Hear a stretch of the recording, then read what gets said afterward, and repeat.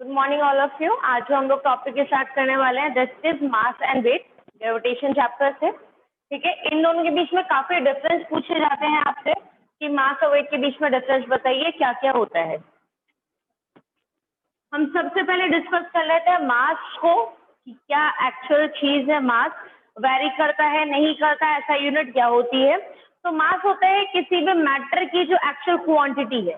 ठीक है, अगर हम उसकी किसकी बात कर रहे हैं, उसकी क्वांटिटी की, उसकी न्यूमेरिकल वैल्यू की कि हमें वो कितने में मिलता है, तो उस चीज को क्या बोला जाएगा, मास। अगर आपने बोला कि आपने कोई एक ऑब्जेक्ट लिया है और उस ऑब्जेक्ट का जो सिर्फ आपका क्वांटिटी है वो कितना है, आपका 1 किलोग्राम है या 5 किलोग्राम है, आपको जो एक्चुअल में दिखाई दे रहा है वो मिल रहा है, तो वो क्या हो जाएगा, उसका मास हो जाएगा। ठीक, तो मास बोली जाती है सिर्फ और सिर्फ क्वांटिटी ऑफ अ मटेरियल। ठीक है, मटेरियल हो गया कोई भी मैटर जो हमारे सराउंडिंग में है, स्पेस ऑक्यूपाई करता है, और उसकी जो एक्चुअल क्वांटिटी है उसको बोला जाता है मास। ओके, नेक्स्ट आता है कि कैसी क्वांटिटी होती है, इज इट अ स्केलर और वेक्टर। तो ये कैसी क्वांटिटी होती है, आपका स्केलर क्वांटिटी होती है। स्केलर क्वांटिटी होती है जो कि आपका सिर्फ और सिर्फ क्या कंसिस्ट करती है, मैग्नीट्यूड। मैग्नीट्यूड का मतलब होता है आपका न्यूमेरिकल वैल्यू उनके अंदर। जैसे हम यहाँ पे क्या बता रहे हैं, क्वांटिटी बता रहे हैं, तो क्वांटिटी आपको क्या बताएगा वो कि 5 किलोग्राम है या 6 ग्राम है या 100 किलोग्राम है, इस तरह से। तो जो ये 100, 6, 1, 5 ये जो हम खाली नंबर बोले न्यूमेरिकल वैल्यू है, वो उसका मैग्नीट्यूड है। अगर मैंने सम को लिखा यहाँ पे 50 किलोग्राम, तो इसमें जो आपका 50 है ये न्यूमेरिकल वैल्यू क्या है, उसका मैग्नीट्यूड। किलोग्राम क्या दिखाई दे रही है आपको, उसकी यूनिट दिखाई दे रही है। इसके अलावा तो कुछ और नहीं लिखा है हमने, तो ये टर्म बनी मास। और इसमें ये जो इसका मैग्नीट्यूड है, क्योंकि इसके अंदर सिर्फ और सिर्फ मैग्नीट्यूड होता है, डायरेक्शन कहीं इन्वॉल्व नहीं होती है, तो ये कैसी क्वांटिटी होती है, आपकी स्केलर क्वांटिटी होती है। तो मास के लिए आप दूसरी टर्म बता सकते हैं कि it is a scalar quantity which consist magnitude, only magnitude होता है इसके अंदर। नेक्स्ट टर्म आती है कि ये कैसी क्वांटिटी होती है, आपकी कांस्टेंट क्वांटिटी होती है, can not vary from place to place. एक जगह से दूसरी जगह जाने में ये वेरी नहीं करती है, अपनी वैल्यू को चेंज नहीं करेगी। अगर हम इस रूम में है, हमारा जो यहाँ पे मास है वो एज इट इज रहेगा। अगर आप यहाँ से किसी और सिटी में चले जाओ, किसी और कंट्री में चले जाओ, किसी और प्लैनेट पे भी चले जाओ, ठीक है, इनफैक्ट प्लैनेट पे भी चले जाओ, वहां पे भी आपका मास कैसा रहेगा, वो एक्चुअल क्वांटिटी, हमारी जो एक्चुअल क्वांटिटी वो कैसी रहेगी, सेम रहेगी। तो हम यही बोलते हैं कि mass is a constant quantity, it can not vary from place to place. एक जगह से दूसरी जगह जाने में ये वेरी नहीं करता है, वेरिएबल नहीं होता है, चेंज नहीं होता है, कांस्टेंट क्वांटिटी होती है मास। ठीक है, नेक्स्ट आप बताते हैं इसके एसआई यूनिट। तो इसकी जो एसआई यूनिट होती है, यूनिट का मतलब क्या कि किसी भी फिजिकल क्वांटिटी को डिफरेंशिएट करने में हेल्प करती है। ठीक है, अगर आप खाली नंबर लिख दोगे, आप नहीं बता सकते हम किसकी बात कर रहे हैं। मैंने खाली 10 बोला, क्या बता सकते 10 क्या है, यहाँ पे आप बोलोगे सिर्फ नंबर है। बट अगर मैं उसके सामने एक यूनिट लगा दूं, मैंने बोल दिया मीटर, तो 10 मीटर क्या हो गया, डिस्टेंस की बात कर रहे हैं हम लोग। 10 सेकंड क्या हो गया, हम टाइम की बात कर रहे हैं। तो यूनिट हम लगाते हैं ताकि हम उस फिजिकल क्वांटिटी को डिफरेंशिएट कर सके कि हम किस क्वांटिटी के बारे में बात करें। इसी तरह से हमारा जो मास होता है उसकी एसआई यूनिट जो होती है वो होती है आपका SI unit of mass is kilogram, और उसको सिंबलाइज कैसे करते हैं हम लोग, केजी से। ठीक है, ये इसकी स्टैंडर्ड यूनिट होती है। अगर कहीं पे भी आपको किसी न्यूमेरिकल वैल्यू के आगे केजी दिखाई देता है, तो आप क्या बोलेंगे, क्या गिवन है, उसका मास गिवन है। क्लियर। नेक्स्ट आप वैल्यू बताते हैं कि mass can not be zero. किसी भी वैल्यू का जो मास है वो कभी भी जीरो नहीं हो सकता। क्यों? क्योंकि मास क्या है, क्वांटिटी है एक मैटर की।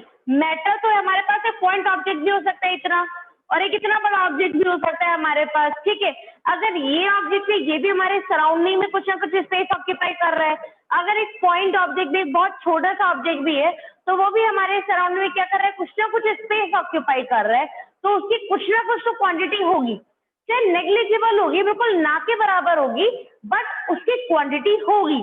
ठीक है, तो मास तो जीरो नहीं हो सकता, तो इसलिए हम बोलते हैं कि mass can not be zero. तो ये 5 चीजें हैं जो आपको मास के बारे में पता होना चाहिए। First, mass is a quantity of any matter exist around us. ठीक है, उसकी वो क्वांटिटी जो हमारे सराउंडिंग में रहता है। मास is a scalar quantity, it consist only magnitude. सिर्फ और सिर्फ इसके अंदर मैग्नीट्यूड होता है, हम एक न्यूमेरिकल वैल्यू की बात करते हैं इसके अंदर। दूसरी टर्म आता है कि it is a constant quantity, it can not vary from place to place.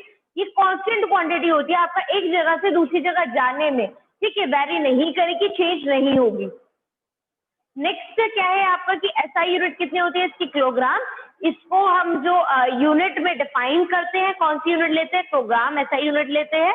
इसको मेजर करेंगे, किलोग्राम में मेजर करते हैं, और सिम्बलाइज कैसे करते हैं, इसको केजी से सिम्बलाइज करते हैं। नेक्स्ट इज कि mass can not be zero, किसी भी ऑब्जेक्ट का, चाहे वो एक लार्ज साइज का ऑब्जेक्ट है या फिर एक बहुत छोटा सा एक नैनो पार्टिकल है, बहुत छोटा पार्टिकल है, उस क्वांटिटी का मास आपका कभी भी जीरो नहीं हो सकता। अगर मैटर है, मास है, तो उसके अंदर जरूर कुछ ना कुछ मास होगा, चाहे नेग्लिजिबल हो, ना के बराबर हो, बट मास होता है। मास हुआ क्लियर। नेक्स्ट हम आती है वेट। आप वेट को कैसे इसी तरह से वेट को भी कैसे डिफरेंशिएट कर सकते हैं, ठीक है। तो जैसे हमने मास के लिए डेफिनेशन लिखी कि वो क्या होता है, सिर्फ और सिर्फ क्वांटिटी होती है, इसी तरह से हम वेट के लिए लिख सकते हैं कि वेट होता है आपका फोर्स। अब फोर्स कौन सी, जो कि हमारा अर्थ फोर्स लगाती है, ग्रेविटेशन फोर्स लगाती है, ग्रेविटी फोर्स लगाती है, जिस फोर्स की वजह से वो उस ऑब्जेक्ट को towards the centre of earth attract कर सकता है, ठीक है। तो वेट क्या होता है, a force exerted by earth gravity, जो हमारी अर्थ की ग्रेविटी ने फोर्स लगाई, due to which it can attract any body towards its centre. वो किसी भी बॉडी को अपने सेंटर की तरफ क्या करता है, अट्रैक्ट करता है, ठीक है। तो force exerted bye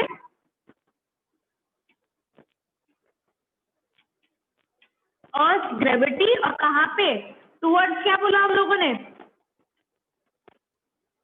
towards its centre, अपने सेंटर की तरफ। तो ये तो क्या हो गई, इसकी डेफिनेशन हो गई, ठीक है। अभी देखिए डेफिनेशन, हमने फर्स्ट पॉइंट यहाँ पे भी डेफिनेशन लिखा था, हमने यहाँ पे भी डेफिनेशन लिख दिया। सेकंड पॉइंट हमने यहाँ क्या बताया, उसकी नेचर के बारे में बताया कि मास का नेचर कैसा होता है। तो मास का नेचर कैसा है, स्केलर। यहाँ पे देखिए वेट में फोर्स भी कैसी क्वांटिटी होती है, हमारे पास वेक्टर क्वांटिटी होती है, ठीक है। तो आप यहाँ से भी इसको बता सकते हैं। अदरवाइज क्योंकि फोर्स लग रहे हैं तो कुछ ना कुछ न्यूमेरिकल तो होगा उसके अंदर, कुछ ना कुछ एक मैग्नीट्यूड तो होगा। दूसरी चीज और क्या बोला उसने, towards the centre of earth, towards मतलब कि उस तरफ, ठीक है। अगर ये सेंटर है, अर्थ का सेंटर ये है, तो टुवर्ड्स इस सेंटर, नीचे की तरफ। तो हमने एक डायरेक्शन फिक्स कर दी ना वहां पे कि वेट कहाँ पे लग रहा है, आपका नीचे की तरफ लग रहा है। तो इसके अंदर हमारा मैग्नीट्यूड भी आया, एक क्वांटिटी आई हमारे पास कि फोर्स कितना लग रहा है, हम 10 लगा रहे हैं, हम 20 लगा रहे हैं, न्यूटन फोर्स लगा दिया। दूसरी चीज हमने डायरेक्शन फिक्स कर दी कि कहाँ पे लग रहे हैं, टुवर्ड्स सेंटर ऑफ अर्थ की तरफ, नीचे की तरफ। तो क्या होगी, डायरेक्शन भी।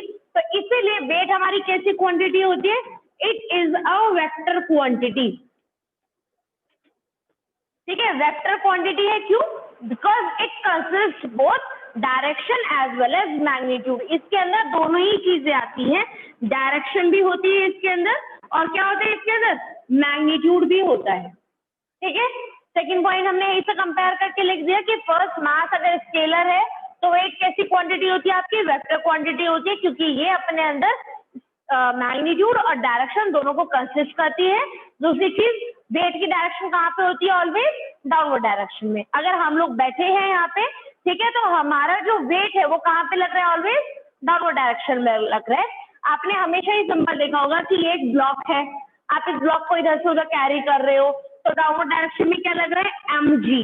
तो ये जो mg है, यही क्या है हमारे पास, वेट।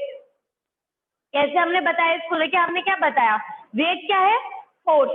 फोर्स का फॉर्मूला क्या होता है हमारे पास, फोर्स होता है मास इनटू एक्सेलरेशन, यही होता है, ठीक है। अब हमने बोला कि फोर्स कौन सी लग रही है, जो कि अर्थ ग्रेविटी लगा रही है, अर्थ की ग्रेविटी लगा रही है। तो यहाँ पे जो बॉडी के अंदर एक्सेलरेशन होगा किसकी वजह से, इसी ग्रेविटेशनल फोर्स की वजह से। और हमने पढ़ा है कि ग्रेविटेशनल फोर्स की वजह से जो एक्सेलरेशन होता है उसको क्या बोलते हैं हम लोग, एक्सेलरेशन ड्यू टू ग्रेविटी, ये बोलते हैं। जो ग्रेविटेशनल फोर्स की वजह से बॉडी के अंदर एक्सेलरेशन आता है वो क्या बोला जाता है, acceleration due to gravity, and उसको सिंबलाइज करते हैं स्मॉल जी से। तो यहाँ पे इस केस में आप ए को क्या लिख सकते हैं, जी। ये क्या बन जाएगा आपका, फोर्स बन जाएगा यहाँ से F is equal to m into G, mass into acceleration क्या आ गया, फोर्स, और हमने यहाँ पे डेफिनेशन क्या दी, वेट क्या होता है हमारा, force exerted by earth gravity. तो ये फोर्स किसके बराबर, वेट के बराबर। तो यहाँ से हम बोल सकते हैं ये क्या दे देगा आपको, वेट। तो आपका वेट का फॉर्मूला कितना आता है, m इंटू जी। इसीलिए हम हमेशा लिखते हैं कि अगर आपका ये ब्लॉक है, इसके ऊपर वेट लग रहा है, तो वेट कहाँ पे, एरो डाउनवर्ड डायरेक्शन में लिखेंगे, और कितना लिखेंगे, mg। ठीक है, m मास, मास कौन सा, ये वाला। अगर यहाँ पे लिखा कि खाली 50 किलोग्राम का आपका क्या है, ब्लॉक है, आपसे बोला गया आप इसका वेट बताओ, वेट कितना होगा, तो हमें क्या करना है, मास इंटू ग्रेविटी। ठीक है, एक्सेलरेशन ड्यू टू ग्रेविटी, तो मास कितना है 50 into acceleration due to gravity की वैल्यू कितनी होती है हमारे पास, जी की वैल्यू होती है ना 9.8 या फिर 10 मीटर पर सेकेंड स्क्वायर। तो यहाँ पे इसका वेट निकालने के लिए क्या करेंगे, 50 इंटू 10, तो ओवरऑल कितना आ गया आपका 500 न्यूटन। क्या आ गया इसका वेट, और ये क्या था इसका मास। दोनों में डिफरेंस समझ आया, क्या वेट होता है क्या मास होता है। ठीक है, दूसरी चीज आप डिफरेंस कैसे देख सकते हो, इसकी यूनिट से। हमने अभी बताया मास की यूनिट कितनी है हमारे पास, किलोग्राम, तो यहाँ पे लिखा हुआ है 50 किलोग्राम, तो ये क्या है मास। बट यहाँ पे देखिए वेट में यूनिट क्या आ रही है, न्यूटन, और न्यूटन किसकी यूनिट होती है, फोर्स की। वेट में क्या पता है, वेट क्या है हमारे पास, फोर्स। ठीक है, तो आप यूनिट से उसको देख सकते हैं कि अगर आपका न्यूटन में लिखा है तो क्या गिवन है आपको, वेट गिवन है, और अगर किलोग्राम में गिवन है तो क्या है उसका मास गिवन है। वेट आपको निकालना पड़ेगा, वेट निकालेंगे कैसे, जी से प्रोडक्ट करके। मास को जब भी हम जी से प्रोडक्ट कर देंगे, जी की वैल्यू या तो 10 मीटर पर सेकेंड स्क्वायर या फिर 9.8 मीटर पर सेकेंड स्क्वायर, कोई सी भी वैल्यू यूज करके प्रोडक्ट करोगे, क्या निकल जाएगा हमारे पास, वेट। ठीक है, 2 पॉइंट क्लियर हो गए वेट के। अभी थर्ड पॉइंट हमने यहाँ पे क्या लिखा, मास के कांस्टेंट क्वांटिटी का। तो वेट कैसी क्वांटिटी होती है आपका, weight is a variable quantity, it can change from place to place. ठीक है, वेट कैसी क्वांटिटी है आपकी, डिफरेंट होती है, वेरिएबल होती है। अगर आप अर्थ पे किसी बॉडी का मास, किसी बॉडी का वेट चेक करते हो, ठीक है, कुछ क्वांटिटी है ये, और उसी बॉडी का वेट आप किसी दूसरे प्लेनेट पे जाके चेक करने लगो तो कितना आता है, वो डिफरेंट आता है। क्यों क्यों डिफरेंट होगा, यहीं से डिफरेंट होगा। ये वाले देखिए, वेट हम निकाल कैसे रहे हैं, मास को किसके साथ प्रोडक्ट कर रहे हैं, ग्रेविटी के साथ में। अभी जो हमने ग्रेविटी की वैल्यू यूज करी 9.8 और 10, वो किसकी ग्रेविटी की वैल्यू है, अर्थ की एक्सेलरेशन ड्यू टू ग्रेविटी की वैल्यू है। बट किसी डिफरेंट प्लैनेट की डिफरेंट वैल्यू होगी। जैसे मून है, मून के लिए 1.63 मीटर पर सेकेंड स्क्वायर होती है। अगर आपको मून से निकालना है किसी बॉडी का मास वेट, तो आप उसके मास को उससे प्रोडक्ट करोगे 1.6 से। बट अगर आपको अर्थ पे निकालना है तो आप इस वैल्यू से प्रोडक्ट करोगे। ठीक है, तो क्योंकि आप मास को सेम रखो 50 ही रखो, बट जी की वैल्यू अगर आप चेंज कर दोगे तो ओवरऑल वैल्यू चेंज होकर आ जाएगी। तो इसलिए वेट कैन बी वेरिएबल। आपका वेट कैसा होता है, वेरिएबल क्वांटिटी होती है। तो हम यहाँ से थर्ड पॉइंट लिख देंगे वेट के लिए। थर्ड पॉइंट क्या लिखा हम लोगों ने वेट के लिए, कि it is a variable quantity, change होती रहती है ये। जरूरी नहीं है कि ये आपका कैसे रहेगी, फिक्स रहेगी। ठीक है, नेक्स्ट बात करते हैं। नेक्स्ट हमने क्या लिखी थी वहां पे, उसकी एसआई यूनिट मास के लिए। इसी तरह से हम यहाँ पे इसकी बात करेंगे कि इसकी यूनिट कितनी हो जाएगी। तो यूनिट कितनी बताई थी अभी आपको वेट की, क्या होती है, न्यूटन, क्योंकि वेट किसके बराबर, फोर्स के बराबर है। तो unit of weight is newton. और सिंबलाइज कैसे करेंगे हम लोग इसको, कैपिटल एन से। ओके, नेक्स्ट पॉइंट आता है कि मास में हमने लिखा था कि mass can not be zero, कभी भी मास जीरो नहीं हो सकता। बट क्या वेट जीरो हो सकता है किसी बॉडी का, यस। अगर आपका, आप कहीं पे चले गए कि जहां पे ग्रेविटी ही नहीं है, तो मास तो जीरो नहीं होगा, हम पहले एक्सप्लेन कर चुके हैं। तो ये तो वैल्यू होगी, बट ग्रेविटी तो जीरो हो सकती है। ठीक है, अगर कहीं पे जीरो हो गई ग्रेविटी तो m into zero, overall value कितनी आ रही है आपका, जीरो। जैसे कि स्पेस में जाते हैं, स्पेस में कोई ग्रेविटी नहीं होती है, तो वहां पे हमारा वेट एक्ट नहीं करता है। तो जितने भी हमारे एस्ट्रोनॉट्स होते हैं, आपने देखा होगा, जो कि जाते हैं रॉकेट से, तो वो हवा में रहते हैं। हवा में क्यों है वो, क्योंकि उनका वेट काम नहीं कर रहा, वो अर्थ की तरफ नीचे उनके ऊपर कोई फोर्स नहीं लग रही है, तो इसलिए वो हवा में रहते हैं। वहां पे जाके वेट 0 हो गया। बट क्या हम यहाँ पे हवा में है? नहीं कर रहे ना, हम हमारे फ्लाई, हम लोग आराम से टेबल चेयर पे बैठे हैं, हम लोग फ्लोर पे चलते हैं, खड़े हैं। क्यों? क्योंकि हमारे ऊपर वेट लग रहा है। और वेट कौन लगा रहा है? अर्थ की ग्रेविटी हमारे ऊपर वो एक फोर्स लगा रही है, जिसकी वजह से हम अर्थ की तरफ अट्रैक्टेड है, हम वहां पे उसके कांटेक्ट में है। तो इसीलिए यहाँ पे हमारा वेट 0 नहीं है। बट अगर हम स्पेस में चले जाए तो वहां पे वेट 0 हो जाएगा, क्योंकि वहां पे ग्रेविटी 0 है। तो आप ये नहीं बोल सकते कि वेट की वैल्यू कभी 0 नहीं हो सकती। Weight can be 0। तो यहाँ से हमारा सबसे पॉइंट आ जाएगा कि वेट कैन बी 0। मास 0 नहीं हो सकता, बट वेट 0 हो सकता है। तो ये 5 पॉइंट डिफरेंसेस थे आपके मास और वेट में। ठीक है, आपको इंडिविजुअली पूछ सकता है कि खाली मास को डिस्क्राइब कीजिए, इंडिविजुअली पूछ सकता है कि खाली वेट को डिस्क्राइब कीजिए, या फिर आपसे क्या पूछ सकता है, दोनों के बीच में डिफरेंस पूछ सकता है। तो आप इसी तरह से डिफरेंस बताएंगे। एक डिफरेंस हो गया इनकी डेफिनेशन का, एक इनके नेचर का कि स्केलर है कि वेक्टर है। थर्ड हो गया इनकी यूनिट का कि यूनिट क्या क्या होगी दोनों की। फोर्थ क्या हो गया आपका कि कांस्टेंट है या वेरिएबल है। इस चीज को लेके फोर्थ हमने डिफरेंस ले लिया। और फिर डिफरेंस की वैल्यू 0 होगी या नहीं होगी। क्लियर है यहाँ तक? ये 5 पॉइंट हो गए।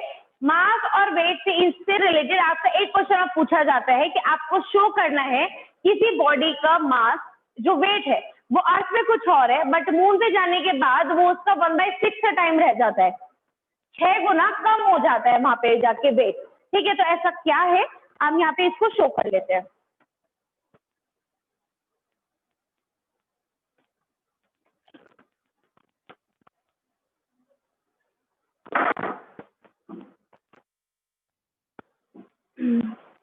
इसको लिखा जाएगा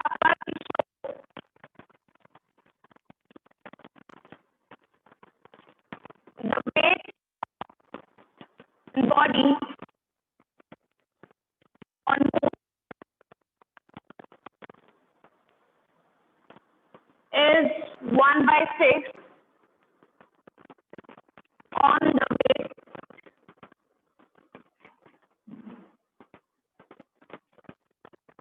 on।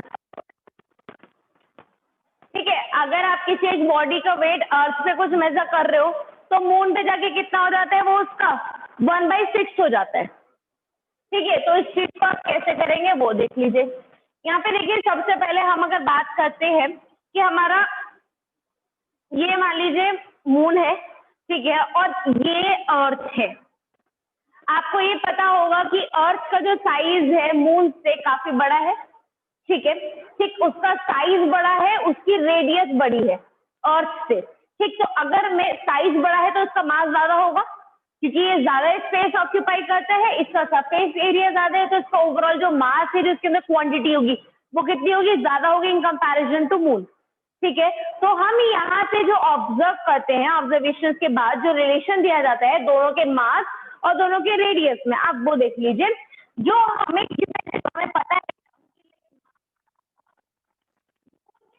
कितना होता है आपका, 100 टाइम्स होता है।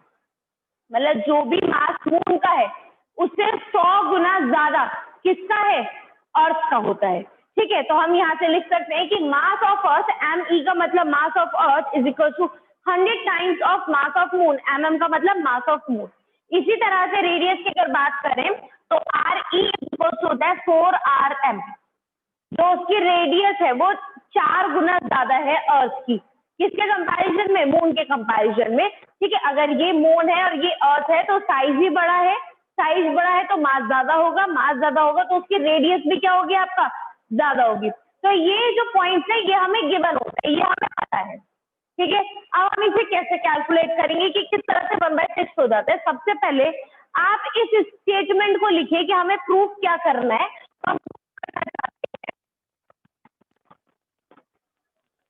Weight of moon is equal to 1/6 weight of earth. हमें ये चीज प्रूफ करनी है। ठीक है, तो हमें निकालना क्या है, बेसिकली वेट निकालना है एक बॉडी का। पहले कहाँ पे निकालेंगे हम लोग, अर्थ पे निकालेंगे, फिर उस बॉडी का वेट कहाँ पे निकालेंगे हम लोग, मून पे निकालेंगे। ठीक है, दोनों का हम एक रेशियो निकाल देंगे। वो रेशियो कितना आना चाहिए हमारे पास, 1/6 आना चाहिए। तो इसका सॉल्यूशन स्टार्ट करते हैं। सबसे पहले अगर आपका ये अर्थ है और ये बॉडी है, ठीक है, हम इस बॉडी को पहले अर्थ पे लेकर गए और फिर इस बॉडी को हम कहाँ पे लेकर गए, मून पे लेके गए। हमने पहले इसका वेट अर्थ पे चेक किया कि कितना आता है, फिर जब हम इसको मून पे लेके गए हमने इस बॉडी का वेट मून पे चेक किया और तब कंपेयर किया कि कम है या ज्यादा है। ठीक, तो जब ये यहाँ पर है इसका मास बोला हम लोगों ने m1, ठीक है, और इसका मास कितना है हमारे अर्थ का me, ओके, ठीक है, यहाँ से यहाँ तक, क्योंकि ये आपका कितना है इसका बीच में डिस्टेंस, वो हमने बोल दी इसकी रेडियस कितनी होगी आपकी r होगी। अब आप बताइए इन दोनों के बीच में ग्रेविटेशनल फोर्स कितनी लगेगी? ग्रेविटेशनल फोर्स का फॉर्मूला पढ़ा है हमने, F इक्वल्स टू कितना होता है हमारे पास g, इसका मास इनटू इसका मास, अर्थ का मास कितना है me, ऑब्जेक्ट का मास कितना है m1, ओवर दोनों के बीच में डिस्टेंस कितना है re का स्क्वायर, ये लिखा जाएगा। ये हमें बता दी जो फोर्स लग रही है इस ऑब्जेक्ट और अर्थ के बीच में। और वेट क्या होता है आपका? वेट क्या होता है? फोर्स ही होती है। तो इस फोर्स को हम किसके बराबर लिख सकते हैं? यहाँ से वेट के बराबर लिख सकते हैं। तो यहाँ पे ये क्या दे दिया आपको? WE दे दिया इसने, वेट ऑन अर्थ दे दिया इस बॉडी का। इसी तरह से हम क्या निकाल देंगे? मून पे निकाल देंगे इसका। पहले फोर्स निकालो, मान लो ये मून है तो m हो गया। अब ये वाली बॉडी इधर ला दी हमने m1, यहाँ से डिस्टेंस हो गया आपका rm। तो सिमिलरली जैसे हमने ये वाली फोर्स लिखी है अर्थ पे, हम मून से भी लिख सकते हैं वाली फोर्स। और फोर्स का फॉर्मूला कितना आ जाएगा आपका? G mm m1 over rm का स्क्वायर। यहाँ तक कोई डाउट? हमने दोनों से ग्रेविटेशनल फोर्स के फॉर्मूले लिखे हैं और फोर्स किसके बराबर होती है? वेट के बराबर होती है, जो ग्रेविटेशनल फोर्स की वजह से लग रही है। तो इसको कितना लिख देंगे हम? Weight on moon. ये आपका वेट निकला उस बॉडी का अर्थ पे और ये वेट निकला उस बॉडी का मून पे, ठीक है। अब हमें क्या करना है? इन दोनों का हमें रेशियो निकालना है। बट रेशियो से पहले आप ये देखिए हमारे पास कुछ रिलेशंस है मून के मास में और अर्थ के मास में, मून के रेडियस में और अर्थ के रेडियस में कुछ रिलेशन है, उनको हम यहाँ पे रख सकते हैं। यहाँ पे रखेंगे तो आपका क्या होगा? देखिए यहाँ पे सीधा सीधा me की जगह पे क्या रख दो आप लोग? 100 mm यहाँ पे रख सकते हैं हम सीधा। तो यहाँ से हमारी जो इक्वेशन है वो आ जाएगी, इसमें रखिए आप सबसे पहले WE में G me की जगह पे क्या रिप्लेस कर सकते हैं हम लोग? 100 mm m1 as it is रखा हमने, ओवर re की जगह पे क्या रख सकते हैं हम लोग? 4rm, ठीक है। और दूसरा इसका स्क्वायर है तो ये आएगा आपका 4rm स्क्वायर, इसी तरह से लिखा जाएगा, ठीक। इसको तो WE यहाँ से आता है आपका G 100 mm into m1 over 4 का स्क्वायर 16rm स्क्वायर, ठीक है। हमारे पास ये वेट ऑन अर्थ आ गया और ये वेट ऑन मून आ गया। अब इस सब चीज को हटाइए, हमें सिर्फ इन दोनों की वैल्यू चाहिए थी और हमें प्रूफ क्या करना है कि Wm is equal to 1/6 WE, या फिर इस WE को हम इधर लेकर जाए तो रेशियो क्या बनता है आपका? Wm over WE is equal to 1/6, यही रेशियो है। Wm ये रहा, WE ये रहा, दोनों को डिवाइड कर दो। तो यहाँ से डिवाइड करेंगे तो वैल्यू Wm ओवर WE, दोनों की वैल्यूज पुट कर दो। G mm m1 over rm square, इसकी वैल्यू ये रही WE की, अपॉन में जाएगा तो मैं इनवर्स करके लिख सकती हूँ, डायरेक्ट इनवर्स करके लिखेंगे। टर्म क्या बनेगी हमारे पास? 16 गया ऊपर 16rm स्क्वायर ओवर ये वाली टर्म कहाँ पे आएगी? नीचे। यहाँ तक कोई डाउट किसी को? सिर्फ हमने जो ये रेशियो था उसमें इन दोनों वैल्यू को उठा के रख दिया। अभी जो सेम टर्म्स है उन्हें आप कट कर दीजिए, जो एक्स्ट्रा बचता है सिर्फ उसको रखिए। देखिए G से G cancel out, m1 mm से ये पूरा कट गया और rm से ये पूरा कैंसिल आउट हो गया। क्या बचती है अब हमारे पास? सिर्फ और सिर्फ term Wm over WE is equal to 16 over 100। अगर आप इस पूरी टर्म को सिंप्लीफाई करेंगे तो ये क्या बन जाएगी आपकी टर्म? अप्रॉक्स आती है 1/6 की वैल्यू, ठीक है। और अगर आप इसको वहां पे लेके जाए वापस, आप लिख सकते हैं कि Wm किसके बराबर? 1/6 WE। अगर किसी बॉडी का वेट अर्थ पे कुछ है तो मून पे जाके कितना हो जाएगा उसका? 1/6 टाइम कम हो जाता है, ठीक है, तो ये रिलेशन था किसी भी बॉडी के वेट का अर्थ पे और उसके वेट का कहाँ पे, मून पे।